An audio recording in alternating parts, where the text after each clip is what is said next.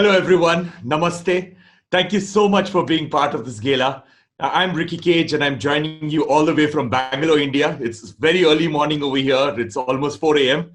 And we will all have a chance to chat in just a few minutes. But now it's the time to stretch our legs and come on, let's move and probably even dance a little bit. Now, tonight's a night of celebration as well as appreciation and reflection. So we just listened to my song, Shine Your Light. So I would request all of you, let's just have a little bit of fun and turn on your mobile phone lights. So everybody's got a mobile phone over here. So just turn on your mobile phone light and let's join together to shine a light. And we are recording this session so that all of us can share these beautiful moments with our friends and family. So let's pull out our cell phones and let's shine our lights. Come on.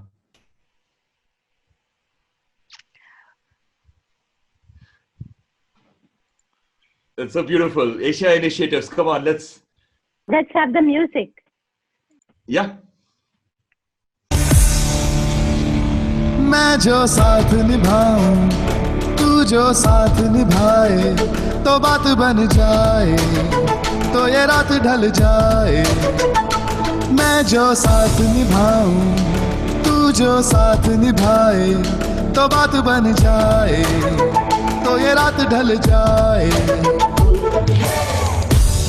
चलो हाथ बढ़ाएं, चलो सबको दिखाएं, कोई भी यहाँ अकेला ना है। It is time, let's do this, it's our time, let's do this, it is time to shine a light. Let's do this, it is time, you shine your light. Come on! Whoa, whoa, whoa, whoa, whoa,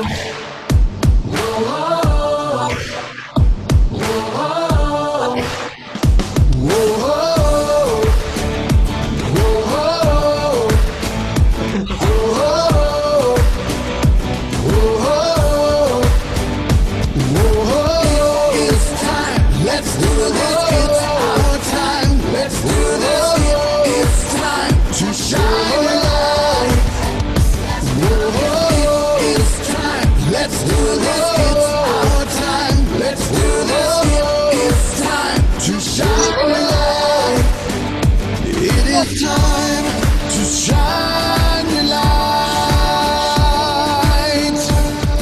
Shine your light.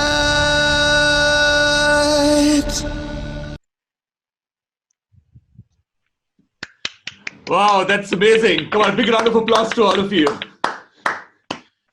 Thank you so much, everyone. And let us now continue connecting the dots as we have been doing this whole evening between health, the environment, our humanity.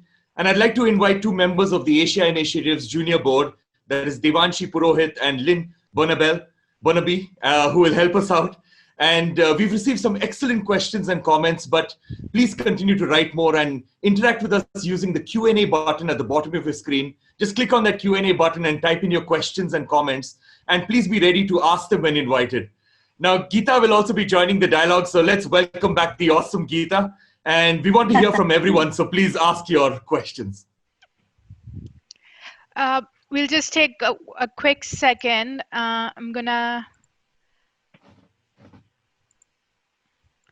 We're just getting questions.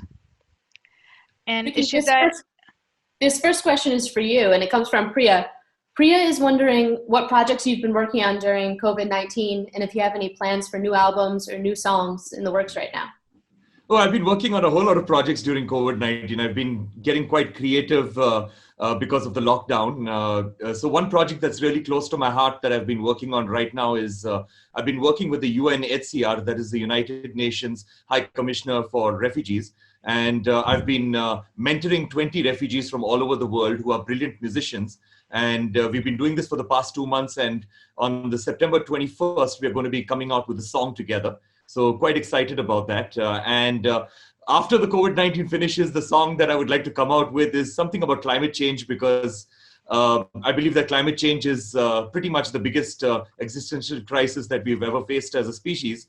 And what's happening is that, when it came to climate change, everybody, in the past said that, we are never going to change our behavior. We as humans will never change the way we do things. We'll not stop we'll not stop going out in our cars. We'll not stop flying and things like that. But if anything, COVID-19 has absolutely taught us that we are absolutely capable of massive behavioral change if we can show ourselves that we are in imminent danger ourselves, or our family members or our loved ones are in imminent danger. So I believe that, I need to communicate climate change through my music much more stronger so that people continue the learnings that we have through COVID-19 about behavioral change into the years post the pandemic.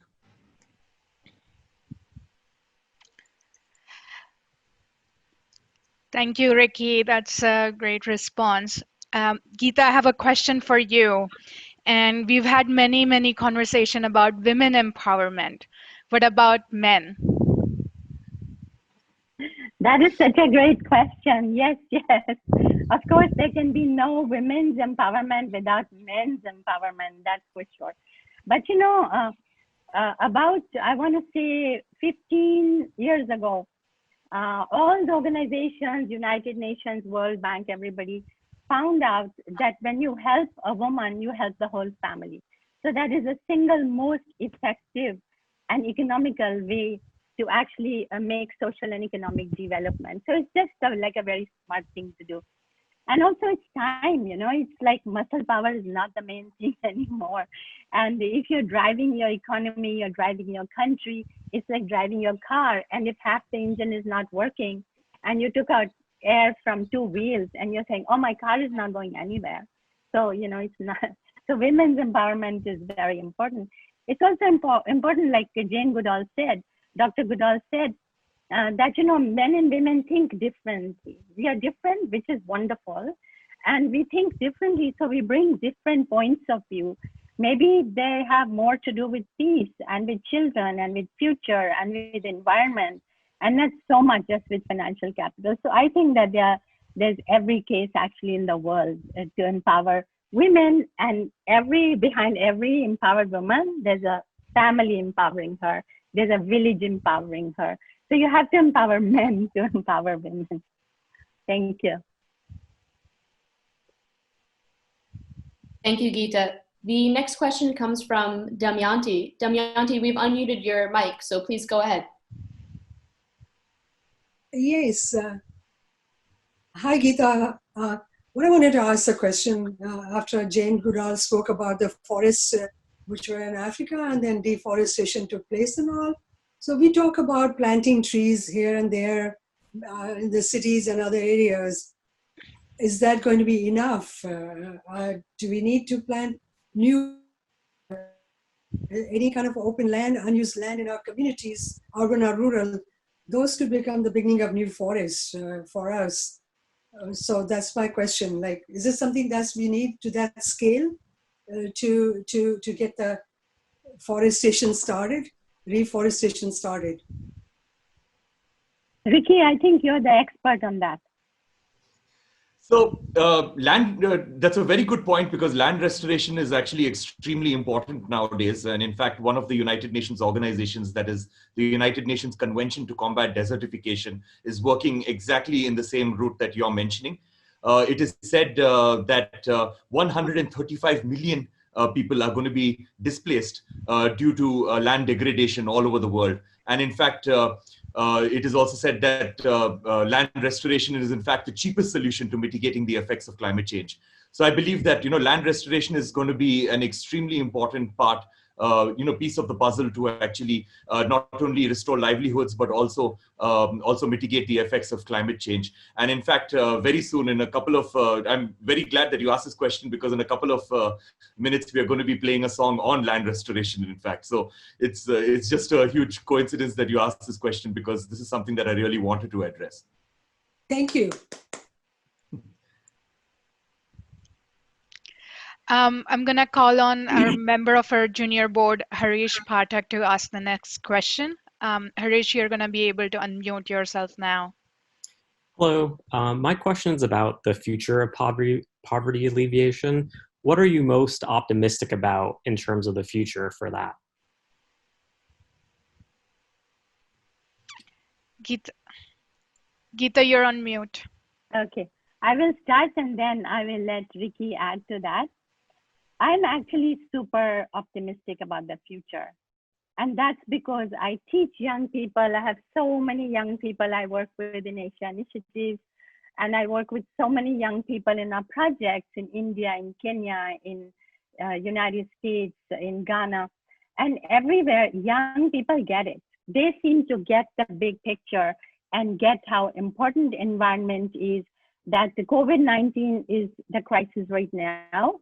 But the really big crisis ahead of us is the climate crisis, right? We are not going to be able to, do quarantine. We are not going to be able to get a vaccination for that. So that's a really big thing coming. But I think if everyone gets it, and like Secretary General Ban Ki-moon said in his talk, and he was quoting Arundhati Roy, that let's think about this amazing crisis of COVID-19 as a portal. We are going to walk through it, hopefully with new renaissance, with new energy, with new paradigms, and understanding that life is not just about financial capital. Financial capital is actually a way to get social capital and environmental capital. It's a way to protect them. If it doesn't nurture them, what is the meaning of financial capital? Right now, Wall Street is, going really sky high while the rest of the country is suffering. So, we know, I think it's a very big message to us. So we hope we get it. But I think young people get it. Ricky, what do you think? Definitely. I think this crisis has pretty much taught us that we are all in this together. So I think I think poverty alleviation is going to be an extremely important task for all of us, not just for governments, not just for intergovernmental bodies, but for all of us. When I started off as being a very outspoken environmentalist and being an advocate for everything to do with the environment, especially in a country like India, I realized that it's far more complicated than just being an advocate for the environment, because the thing is that in a country as complicated as India, you cannot take the environment and you cannot separate it from poverty alleviation or education or and things like that, or hunger. You cannot separate it, because if I go to, let's say, a tier 2 or a tier 3 city or a village, and if I speak to somebody who's living in the remotest of remote areas, and I tell them that, let's make this a better world for our children and our children's children, they're just going to get angry with me, because they're going to be like, what about me? And what about my own survival? And what about the education of my children? So basically, in a country like India, we haven't yet hit that survival button to move on to the thriving button, because climate change, even though it is actually a survival problem, it is considered to be a thriving problem. And in a country like India, you have to hit that surviving button before you hit the thriving button. And that's the reason why I realized that in order to solve the problem of climate change, or to mitigate the effects of climate change, you first need to solve all these basic problems of health, of education, of hunger, and things like that. And of course, as I mentioned earlier, the pandemic has taught us that we are capable of mass behavioral change if we can truly believe that we are in danger, and we are in absolute imminent danger to us and our loved ones. So I believe that what we need to do in the future is that climate change needs to hire the publicist of COVID, and and give out the same messages that COVID is given out, so that people take climate change far more seriously and people take environmental concerns far more seriously. But again, to answer your question very directly, poverty alleviation is, in fact, in my opinion, the most important thing, and we cannot get through to the environment if we do not solve this problem. Thank you both. The next question comes from Masako. Masako, please go ahead. Masako, you have to unmute yourself.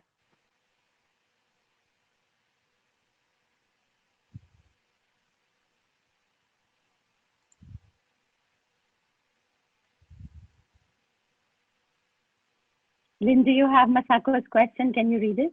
Yes, I can go ahead and read it.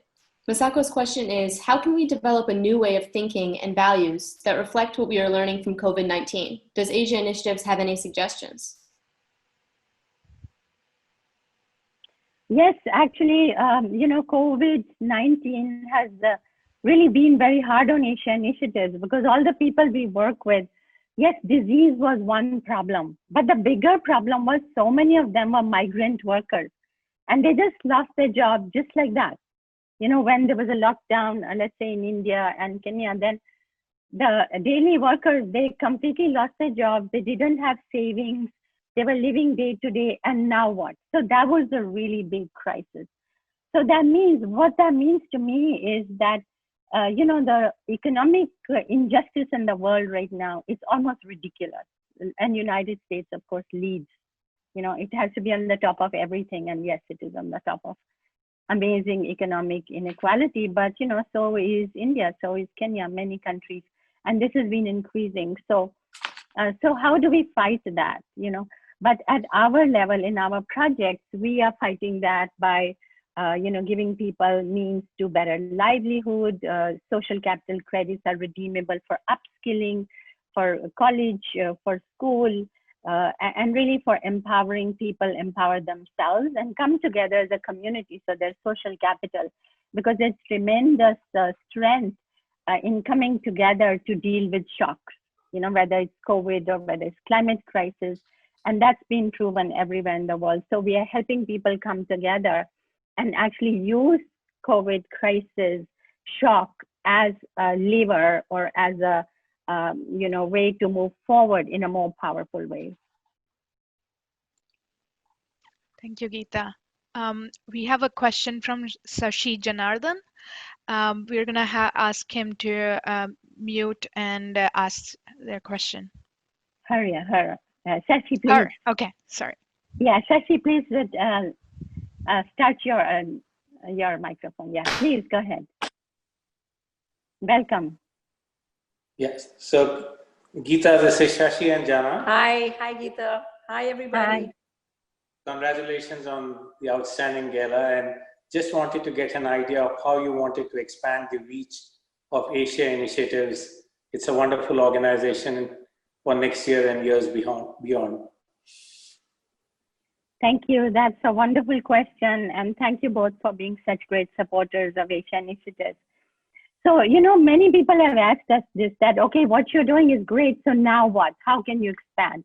So there are two answers to that. One is, like Secretary General has also been asking us that, okay, why don't you work with governments? And we are starting to work with governments, show them our model, show them our statistical analysis that proves that social capital credit actually doubles the investment. Because let's say you want to invest in education, but somebody on the field is having to do social good, like plant trees or tutor other children, and then they get this education. So immediately your impact is multiplied, right? So there's a multiplier effect. So we've been talking to governments, and recently we have worked with the government of Andhra Pradesh. We worked in Costa Rica with the mayor's office there. And the second thing is that we want to use digital technology to take our message and our methodology around the world. So you saw the wonderful group from Campus Groups. So they've created a great app for us and a platform. And so now anywhere in the world, anybody who can convene 20 or more people can start a social capital credits project.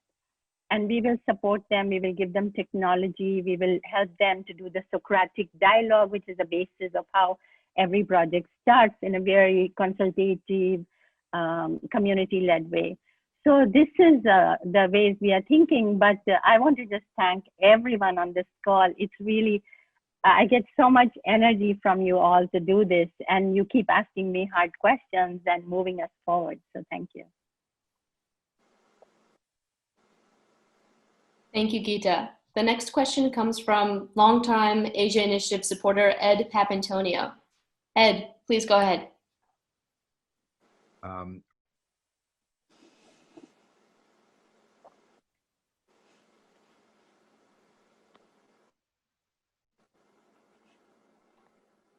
Have we lost Ed? Ed, can you hear us? Can you just say your question?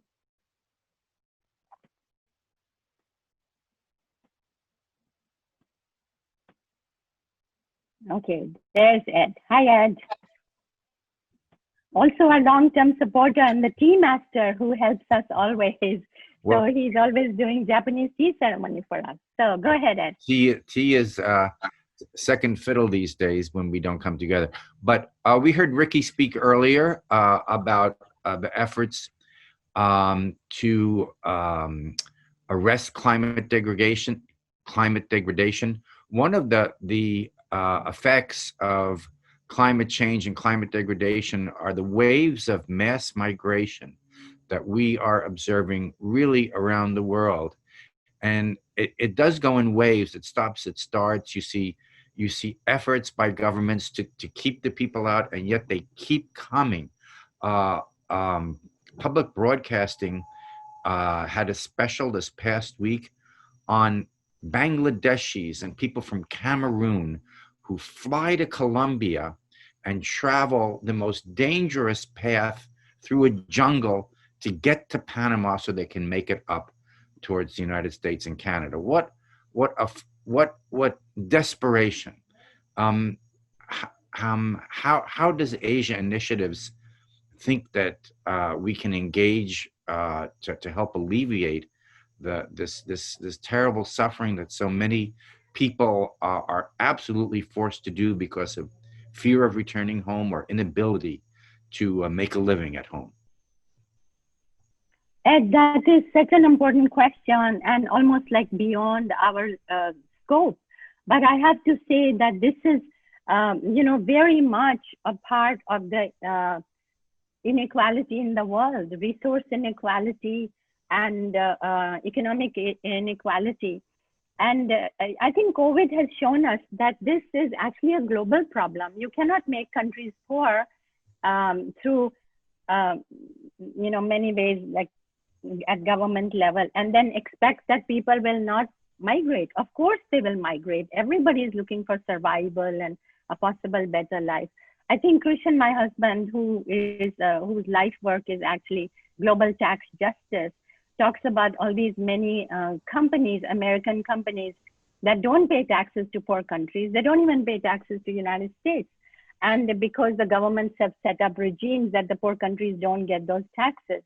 So if we make the playing field so unlevel, and we keep these countries poor and keep on pulling their oil and their resources and their metals and timber, and then of course people have no alternative but to migrate, but to look for survival. So I think it's a very big problem, but I think we have so much goodness in this room right now, and we have so many thinkers in this room, that if we think collectively, and we, each one of us can be an influencer. It's not just Ricky who's an influencer. So we all can pull our weight, and I think it's a really important question for all of us to think about. Ricky?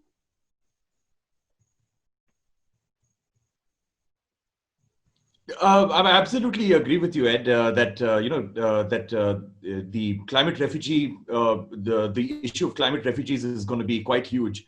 And people are not thinking about it enough, actually. Like, for example, there is this country in the South Pacific called Kiribati, the Republic of Kiribati, a country that is very close to my heart, because when I was watching the climate change conference that happened in Paris in 2015, which was the biggest ever conference of nations, there was one leader who really stood out. That is the president of Kiribati. He went up on stage and he gave one of the shortest presentations. He just said that all you countries present here, all you 195 nations, please pass a resolution among yourselves that ensures that my people of Kiribati stay above the water. And that was quite a strong statement. So I actually traveled to Kiribati. I spent a couple of weeks over there, spent a lot of time with their local people. And I realized that, that this is a country that lives within nature. It's a country that does not take more than they can give back. They do not have any industrialization, almost zero carbon emissions. But, yet they are, since they are low-lying islands, they are suffering the consequences of our actions. And that's what made me personally realize that people who are the least at fault when it comes to climate change are the people who are suffering the most. And this is pretty much a very good example of that. So, and the president of Kiribati, he told me something that was so important. He told me that, that we, Kiribati, since we're low-lying islands, we are at the front line of climate change because we're low-lying islands. And he said that, and this front line is going to keep moving once we fall and we go underwater. This front line is going to keep moving backwards and backwards till all those people who felt that they would never be affected by climate change, which will eventually be affected by climate change. And that is the reality of the situation. And if all of our countries, like, developing nations and developed nations, if all of us could build domes around our borders and keep our carbon emissions within our own borders, then countries like Kiribati have nothing to worry about. But then the problem is that it's one atmosphere, and our carbon emission becomes their carbon emissions. Global temperatures rise, polar ice caps melt, ocean levels rise, and they are suffering the consequences of our actions. So climate change is absolutely real. It's affecting all of us, and there are current victims of climate change, as I illustrated with this particular island example. And I think we need to take the take the climate refugee crisis very, very seriously. Thank you. Thank you. This is a question for Ricky. I think Rajika Bhandari is probably looks offline, but her question was about your project with the refugees. And she said she can't wait to hear or see the final product. Could you talk a little more about it? So that's a very, I mean, as I mentioned, it's a project that's really close to my heart. It's called Ricky with Refugees, and it is a project which is spearheaded by the UNHCR, the United Nations High Commissioner for Refugees. So what we've done is that, as I mentioned, we've selected these 20 refugees. They are mainly from Afghanistan and from Myanmar. And so they've already been brilliant musicians in the sense that, but being a refugee is really difficult to actually practice an art because you're busy trying to figure out where you're going to get asylum, where you're going to be living, how you're going to be making your money, how you're going to be making a livelihood. And all these are youth refugees. So basically for them, it's an escape because every Thursday for the last 2 to 3 months, every Thursday at about 10 o'clock, from about 10 to 11 o'clock in the morning, I've been having this webinar session with them, and I've seen them grow. I've seen them work together to compose music and to create this piece of music. Now they've already finished writing lyrics on it, and and the best part is that when they write lyrics, they don't write lyrics about darkness. They don't write lyrics about oh, we are in so much of pain, we are in so much of suffering. All the lyrics are about hope and giving other people hope, which is quite amazing actually.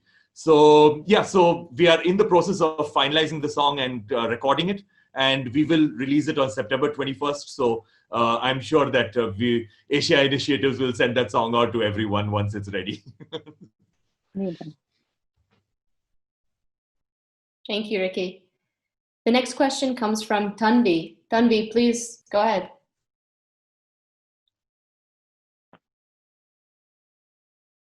Tanvi, unmute yourself. Hi, sorry, there's a bit of background sound where I am. I just wanted to ask, because of the interesting way in which Asia Initiatives work functions, and that you're trying not to sort of function as a normal nonprofit, but empower communities to invest in themselves. What is a timeline that you see where you can actually leave these communities and trust that the work that you've been trying to engender in their practices becomes indigenous to them? Thank you, Tanvi. That's a great question.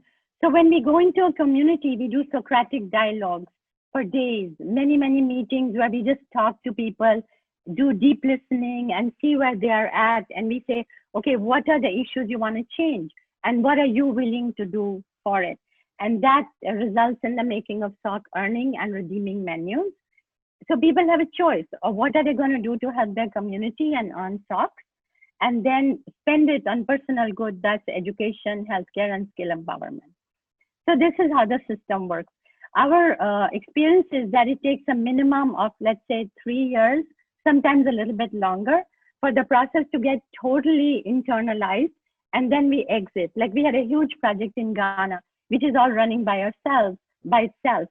And so that's our exit strategy, that as soon as the communities, develop local leadership, then we step back and let the communities just do it. So thank you, that was a great question. Thanks, Geeta. Next question we have from Arnav Joshi. If you can unmute yourself, it's a really good question.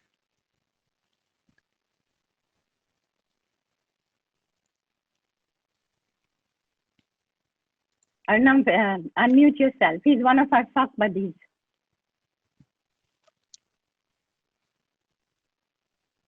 Can't hear him. Arnav, you need to unmute yourself.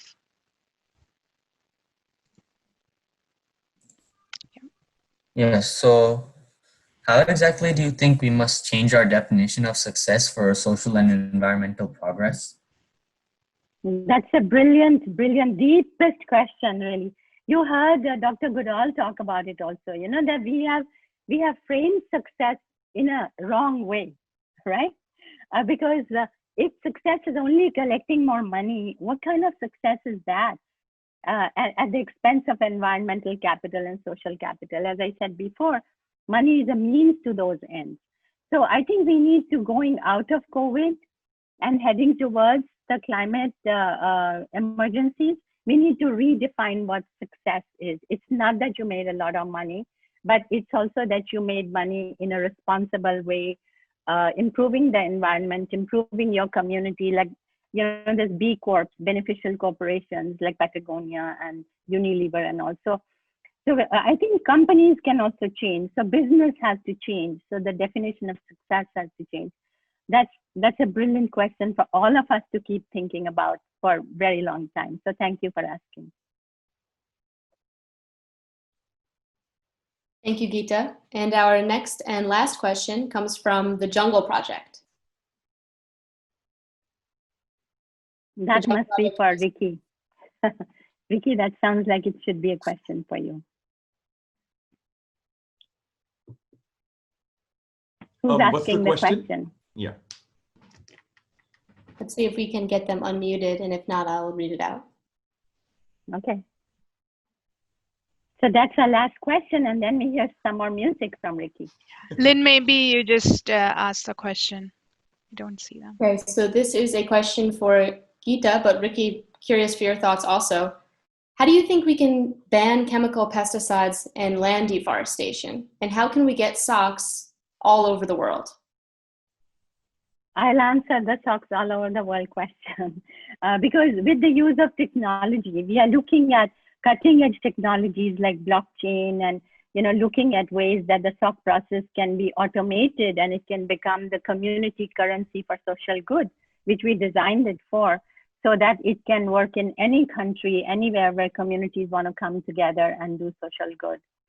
What was the first part of your question? I forgot.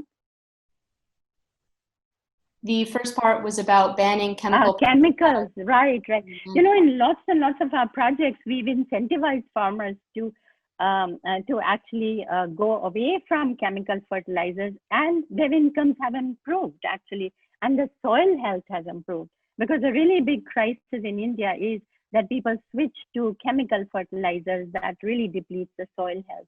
Ricky, did you want to say something about that? So, first of all, if I could, I would like to just address Arnav's question first, you know, about our value systems, you know, about changing. I'll just give my 2 bits on that. So what Dr. Goodall said was absolutely apt, and even Geeta also, you know, reiterated that.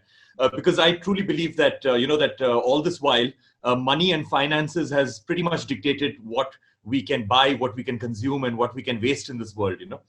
And that has to completely change. That there has to be a total paradigm shift where we have to constantly think about, rather than what we can financially afford, we should always think about what the planet can afford.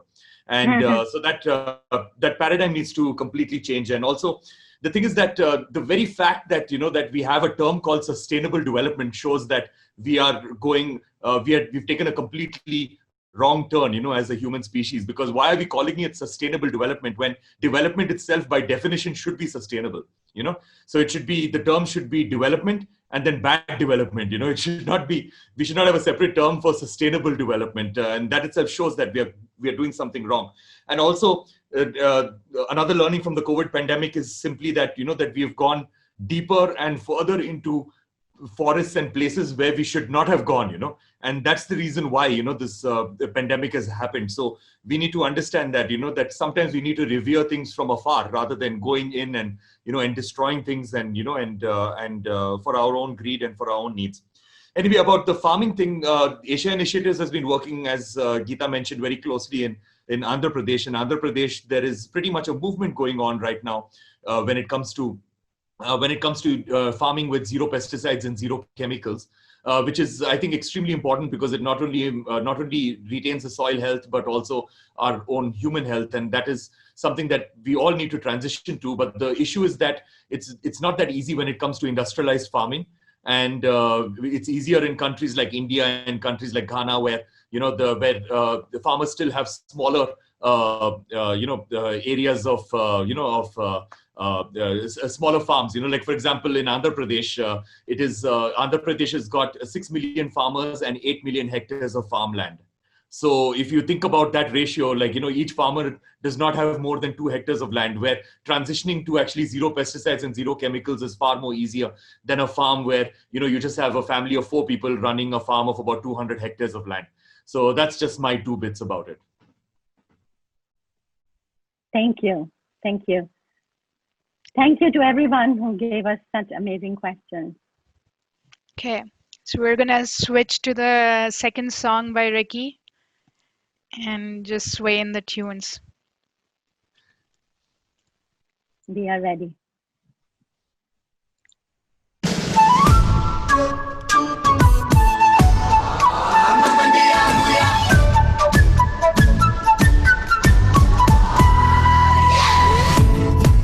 We all want to know we'll always have a home, a solid ground beneath our feet. The earth we walk upon, build our homes upon, she can provide our every need.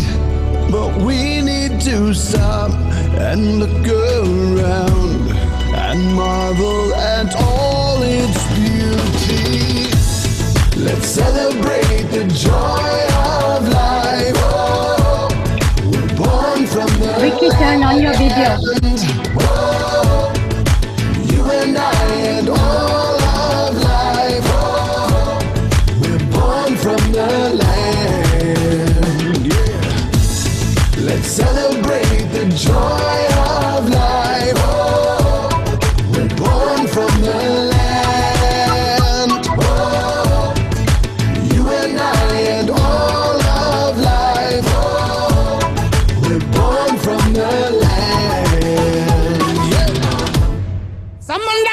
Lady ma, someone that could lady ma, someone that get that lady ma, someone that could lady ma, and I have put up a mother, and I don't know Galamo, and I remind you,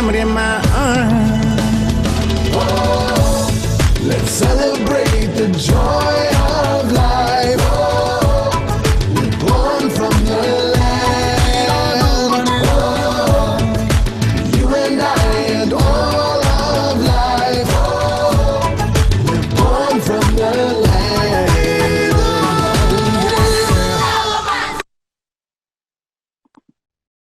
Thank you. Thank you so much, Ricky.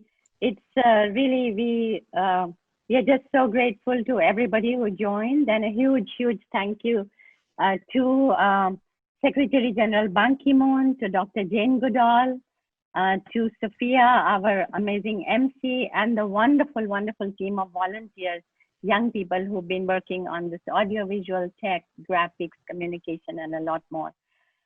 So I want to just say goodbye to everyone and say that here's hoping that we can meet you all in person next year and continue working towards a far more just, equitable, and caring world. And I close with my very warm wishes for good health and happiness for all of you and your families. Thank you. Thank you very much. This has just been an amazing experience, and I'm humbled by all of you who joined us. It's so beautiful. So we should keep the dialogues going. A lot of questions couldn't be answered, and we will continue to dialogue with you and hope that we can all work towards a better world. Thank you. Thank you so much, Vicky, for getting up at 3 a.m. for us. No, absolutely my pleasure. And just an appeal to everyone, please support the wonderful work that Asia Initiatives is doing. And I think the support is required for the whole year, and hope to meet everybody in person next year. Yeah, Ricky was with us at the last gala too. Thank you. Thank you so much. Great, great. So we are going to leave you actually with a screen that shows you the button to our auction, and also for our website. Please look around at the work we do. We love your advice. Please write to us and please let us know. Thank you. Thank you, everyone. I'm going to end the meeting now. Bye. Thank you. Good night.